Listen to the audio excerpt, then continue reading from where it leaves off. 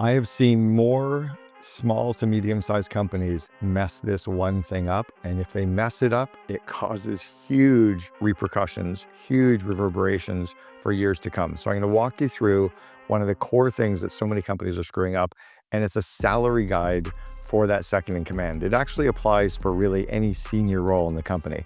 But let's talk today about the COO and a salary guide for that COO. Now you can apply the same rule to a CFO, a CMO, a CTO, right? Any chief of that functional area, you can apply the same rule.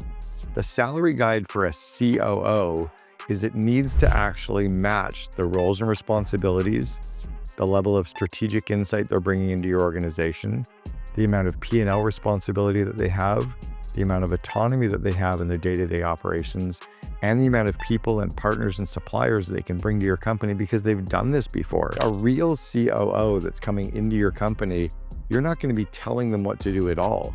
You're going to be showing them a vision of where you're going, and they're going to be telling you how they actually can get you there. You're not going to be delegating much to them at all. You might be giving them some core projects because it was on your plate, but you're not going to be giving them the plan of how to make your dream come true. Very similar to if someone was building their dream home, the homeowner is not going to tell the contractor how to build the house. We don't know how to build a house. We're just going to say, this is what my house looks like. And the right contractor is really the COO of that home building project. They're going to tell you the plan, give you the blueprints to make your dream home come true. So the COO's pay is based on that. The pay that a true COO gets today is typically in the $250,000 to $450,000 a year. That's a true COO of a small to medium-sized organization. If you're less than that, if you're less than 250, you're in the VP range, probably in the $150,000 to $250,000 range.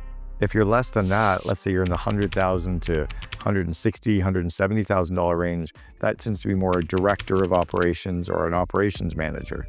So think about the title and how it actually applies to the compensation. Now, we actually did a salary survey. We have about 250 COOs or second in commands. Some are COO, some are VP operations, some are director of operations, but they're the second in command to the CEO or the entrepreneur. They filled out a survey and it's in a spreadsheet. It shows the people's titles, their compensation, their bonus structure, how many employees their company has, the revenue of their company, where their company is based. It's really important to actually look at the data. And the reason it's important is if you have a COO, but they're really more of a director level, like let's say you have a COO that you're paying $160,000 a year, trust me, they're on Google, they're on Indeed, they're on Glassdoor, they're looking at what compensation is of other COO roles, and they're wondering why they're getting underpaid, which usually has them skipping and leaving to go to another company.